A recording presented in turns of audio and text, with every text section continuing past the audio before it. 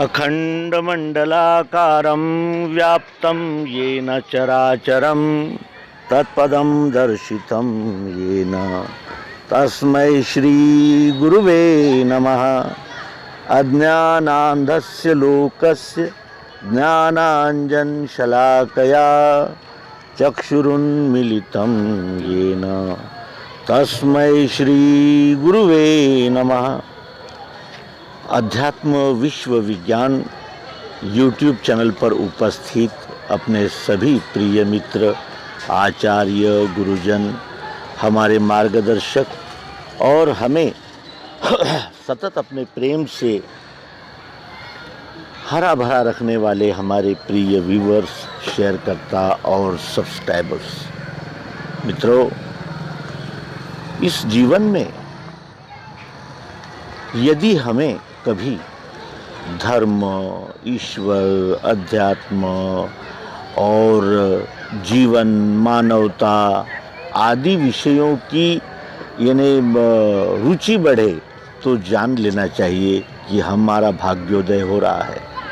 क्योंकि ये सामान्य बात नहीं है कि इन बातों की ओर हमारा ध्यान जाए, क्योंकि हम अधिकतर अपने आप को शरीर ही मानते हैं और शरीर के सुख दुखों के साथ ही हम सुखी दुखी होते हैं। लेकिन शरीर से पार ये जानने की आवश्यकता है और शरीर के संबंध में ही जानने की आवश्यकता है। अध्यात्म विज्ञान का पहला आरंभ, मैंने पहली सीढ़ी कहिए या पहला कदम कहिए, आयुर्वेद है। वही कहता है कि तुम पंच महाभूतों से निर्मित हुए हो, 3 गुणों से सतत ये परिवर्तन का चक्र चल रहा है।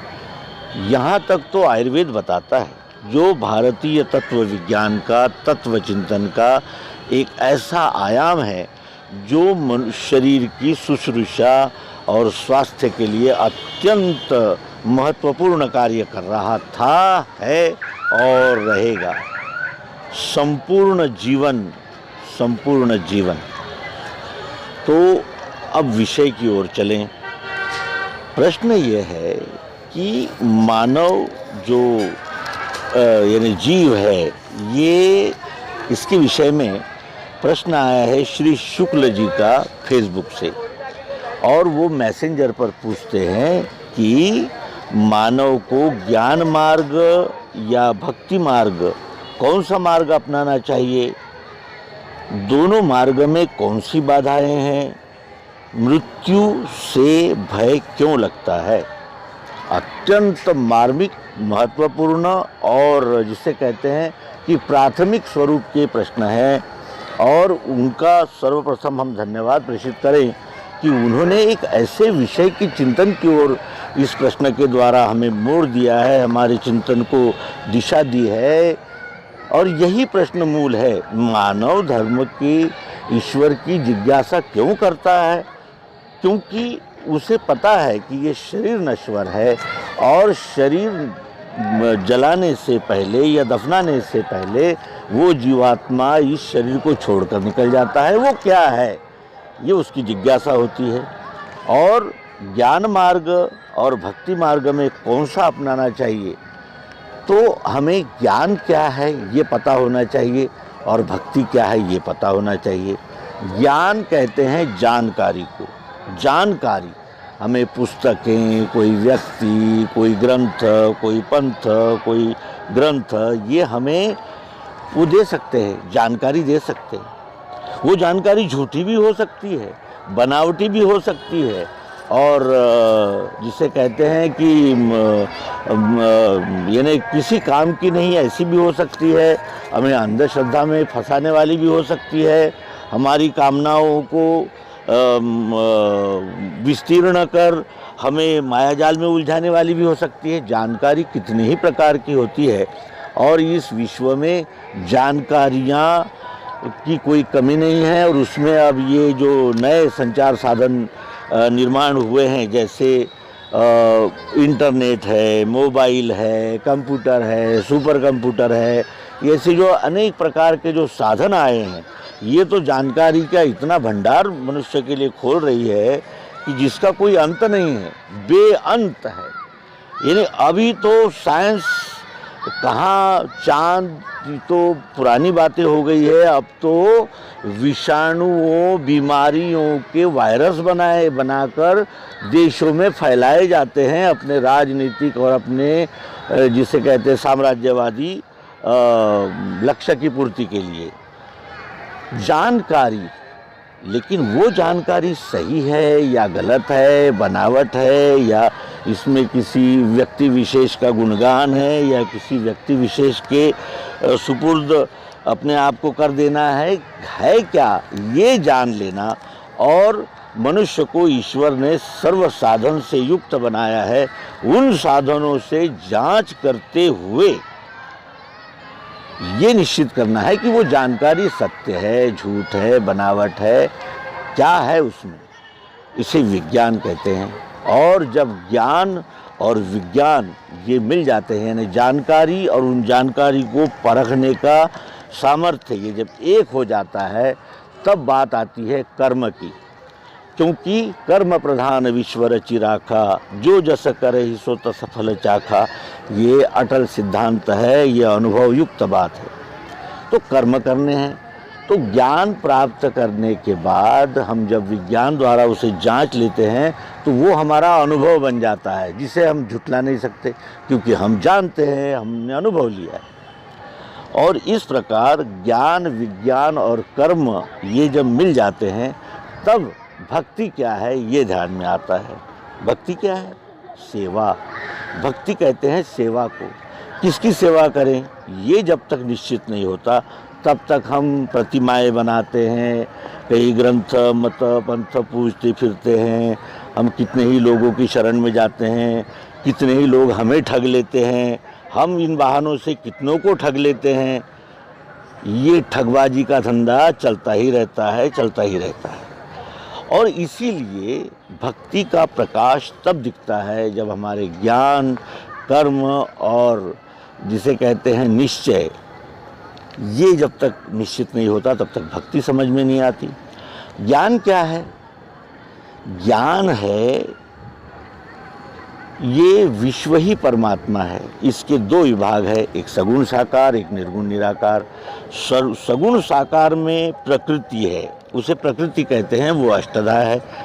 और ये पृथ्वी जल अग्नि वायु आकाश, मन बुद्धि और अहंकार, ये मेरे प्रकृति के 8 अंग है। ऐसा योगेश्वर गीता के 7वें अध्याय में कहता है। तो कहने का अर्थ ये है कि ज्ञान, इन पंच महाभूतों को जानना, इनके चक्र को समझाना, इससे इस पिंड की यानी इस शरीर का मिलान करना कि कौन से तत्वों से क्या बना हुआ है, कैसे बना हुआ है, इसकी जानकारी लेना। और उन जानकारियों को अपने मन बुद्धि चित्त और अहंकार के आधार से परखना। और फिर बारी आती है निर्गुण निराकार की, जिसे आत्मा कहते हैं। आत्मा किसी व्यक्ति का नाम नहीं है या कोई व्यक्ति नहीं है। आत्मा कण कण में व्यापक है। अब वो कण कण में व्यापक परमात्मा हमें बुद्धि से दिख सकता है, और वो भी सात्विक बुद्धि हो तो। यदि कामना प्रधान रजोगुणी बुद्धि है तो उसे समझ तो आएगा, लेकिन वो बोध नहीं होगा उसे। और यदि वो तामसी बुद्धि है तो वो तामसी बुद्धि का सबसे बड़ा लक्षण होता है, वो अभिनिवेश धारण करके अहंकार युक्त होती है। फिर उसमें पंथ का अभिमान, ग्रंथ का अभिमान, अनेक प्रकार के अभिमान उसमें जुड़ जाते हैं। सद्गुरु कहते हैं कि सात्विक बुद्धि यदि तुम्हारे पास है तो तुम इस अध्यात्म विज्ञान के द्वारा लाभ पा सकते हो। स्वयं अपने स्वस्वरूप को जानने में सर्वांग योग ही हमारा दिग्दर्शन करता है, जिसके विषय में हमने एपिसोड्स बनाकर आपकी सेवा में प्रस्तुत किए हैं। आप उन्हें ये कीजिए, देखिए और अपना मत दीजिए। रही बात आत्मा की, आत्मा क्या है? प्रियत्व, यही आत्मा है। गोबर में भी प्रियत्व है, मैले में भी है, कपड़े में भी है, प्लास्टिक में है, लकड़ी में है। वो प्रियत्व यही आत्मा है, निराकार जानना। वो प्रियत्व कण कण में भरा है। पत्थर भी प्रिय है, मिट्टी भी प्रिय है। वो प्रियत्व रूप आत्मा इस विश्व में कण कण में व्यापक है। पृथ्वी जल अग्नि वायु आकाश, इनसे हमें शब्द स्पर्श रूप रसगंध इन पंचतत्वों का अनुभव आता है, जो सर्वत्र है, अखंड है, ओतप्रोत है। उसके अनंतर मन से हमें तीन अनुभव आते हैं, अच्छा है, अच्छा बुरा है या बुरा है। ये अष्टधा प्रकृति, उसमें व्यापक वो निर्गुण निराकार सर्वव्यापी आत्मा, और ये आत्मा सब में है। अब प्रश्न ये आता है कि यहाँ तक तो सभी पंथ मत ग्रंथ पहुँचे हैं। यहाँ तक कुछ कहते हैं साकार सत्य है, निराकार झूठा है। कोई कहते हैं निराकार सत्य है, साकार झूठा है। तो इस वाद को कैसे समाप्त करें? सद्गुरु कहते हैं कि किसके विषय में आप बात कर रहे हो? विश्व के विषय में। यानी विश्व ये वस्तु है। वस्तु है तो वो सगुण साकार भी है और निर्गुण निराकार भी है, दोनों है। एक ही वस्तु में ये दोनों भाव है। लेकिन वस्तु की पहचान कैसे होती है? नाम से होती है। वस्तु को नाम देते ही फिर उसमें सगुण साकार, अष्टधा और निर्गुण निराकार, वो चाहत प्रियत्व रूप आत्मा, ये दोनों अलग नहीं किए जा सकते। और वस्तु नाम लेते ही वस्तु का दर्शन हो जाता है। कोई भी वस्तु हो, वस्तु में रूप और गुण ये दोनों होते हैं। वस्तु का नाम होता है, नाम लेत भव सिंधु सुखाही, करहु विचार सुजन मन माही। इसीलिए कहा गया है। तो भक्ति है सेवा। जब हम मिलान करके इस विश्व से अपने आप को देखते हैं तो फिर अपने कर्तव्य की हमें जागृति मिलती है। हमने करना क्या है और जो भी करना है। यहाँ ये बताना आवश्यक है कि ये जो बैरागी भजन गाते हैं, क्या ये बात झूठ है? क्या ये झूठ है? सोने जैसी काया जर गई, कोई ना आए वे पासा। और हम अधिक से अधिक इकट्ठा करने में, इन्हें ये जो पंथ से कहते हैं, जिसे महावीर कहते हैं, बुद्ध कहते हैं, क्या ये बात झूठ है? इन्हें सबका मिलान इसमें हो जाता है। सभी विचारों का मिलान हो जाता है, क्योंकि ये प्राकृतिक अंतिम विद्या है।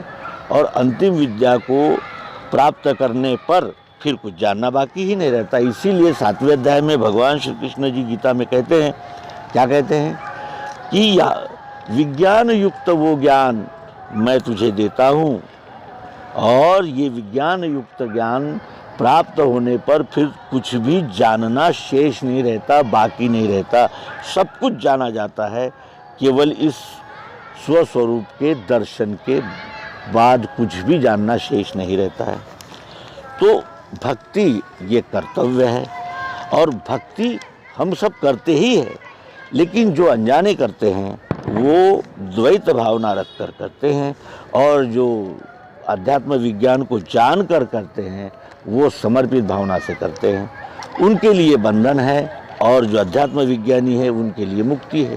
क्योंकि वो जानते हैं कि मैं अलग हूँ और ये विश्व अलग है, इससे हमारा क्या संबंध है। यहाँ तो हम जितने हम 3.5 हाथ के हैं उतना ही हमारा स्वरूप है, ये हम जानते हैं। तो इसके आगे और क्या होगा? बस यही तो है, खाओ पियो मजा करो। और जो दूसरा पक्ष है वो कहता है कि खाओ पियो मजा करो, ये तो बराबर है, लेकिन मैं कौन हूँ, कहाँ से आया हूँ, क्या कर रहा हूँ, क्या करना है। कहने का आशय यह है कि वर्ण कर्म ही सब कर रहे हैं, लेकिन कुछ लोग अनजाने में कर रहे हैं, जो इस विश्व को लूटते खसोटते फिरते हैं। और जो समर्पित भावना से करते हैं वो जानते हैं कि अंत में हम चाहे न चाहे इस विश्व रूप को समर्पित करके ही यहाँ से जीव को जाना पड़ता है। ये अटल सत्य अनुभव युक्त रहने पर भी जो नकारते हैं वो और ये, इनमें कितना अंतर है ये हम अपने सुंदर पाठकों पर छोड़ते। फिर प्रश्न ये आया कि भक्ति ये सेवा है, ये तो हम जान गए, अब दोनों मार्ग में बाधाएं कौन सी है? तो बाधाएं तो कुछ है ही नहीं, केवल हमें अपने मन बुद्धि चित्त और अहंकार को एकाग्र निर्मल करके सद्गुरु की युक्ति को प्रथमतः सुनना है, फिर उसको प्रायोगिक पद्धति से जांचना है और जांच परख कर अपनाना है। और मानना नहीं है तो जानना है, और जानने के लिए हमारे पास साधन भी है। आँख, कान, नाक, त्वचा, जीभ ये सबके पास है, मन सबके पास है, बुद्धि सबके पास है, और ये मैं कहने वाला, निर्णय लेने वाला अहंकार भी सबके पास है। कहीं जाने की आवश्यकता नहीं है, निसर्गदत्त साधनों से केवल जान लेना है, जांचना है, और उसके अनंतर जांच परख में यदि वो हमारे विवेक की कसौटी पर खरा उतरता है तो फिर उसे मानना है। अब तीसरा और अंतिम प्रश्न है इनका कि मृत्यु से भय क्यों लगता है? तो मृत्यु से भय तब तक लगता है जब तक हम अपने स्वरूप को नहीं जान लेते। यदि हम ये जान लें कि ये आंखें अग्नि तत्व से बनी हैं और रूप देखना इसका कार्य है, तो अग्नि में चली जाती है। यानी कहने का आशय ये है कि एक फैक्ट्री में यदि हमने लोहा दिया तो उस लोहे से कढ़ाई भी बन सकती है और पतीला भी बन सकता है, सब बन सकता है, लोहा तो एक ही है। और इस प्रकार जब अध्यात्म विज्ञान को हम हृदयस्थ कर लेते हैं, उस पर चिंतन मनन करके उसके अनुरूप अपने जीवन को ढालने लगते हैं, तो फिर धीरे धीरे ये मेरा, वो मेरा, मैं इतना, वो मैं महान हूँ और मैं ये हूँ और मैं वो हूँ, प्रथमतः तो ये गलता है। फिर मैं जीव हूँ, ये अभिमान भी गलता है, क्योंकि बूंद पानी ही तो है, बूंद का केवल आकार है, और बूंद कितनी भी शक्तिशाली हो, एक न एक दिन उसे जल में मिल जाना है। धरती पर जल गिरता है, सूरज उसको सोख कर ऊपर भेज देता है, फिर ऊपर से पानी बरसता है। ये चक्र अटल है और रूपांतरण इस विश्व का नियम है। ये जब बोध होता है, ये विवेक जब दृढ़ होता है, तो फिर हम जानते हैं कि मैं पृथ्वी, जल, अग्नि, वायु और आकाश हूँ।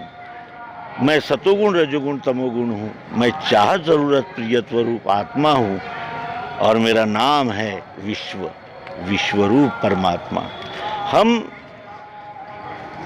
ये दावा नहीं कर सकते कि हम उन सिद्धांतों पर चलने लगे हैं, लेकिन ये जागृति भी अत्यंत महत्वपूर्ण है, क्योंकि ये कलयुग है और कलयुग केवल नाम आधारा। इसलिए इस बोध को प्राप्त किए बगैर इस कलयुग में हम यानी निश्चिंत नहीं हो सकते, आनंदी नहीं हो सकते, समाधानी नहीं हो सकते, और मृत्यु के भय से नहीं बच सकते। बना है उसका परिवर्तन निश्चित है। ये नैसर्गिक नियम ध्यान में रखकर यदि हम अपने समय को विश्वरूप परमात्मा की सेवा में और समर्पित बुद्धि से ये निर्णय लें कि मैं कहाँ हूँ,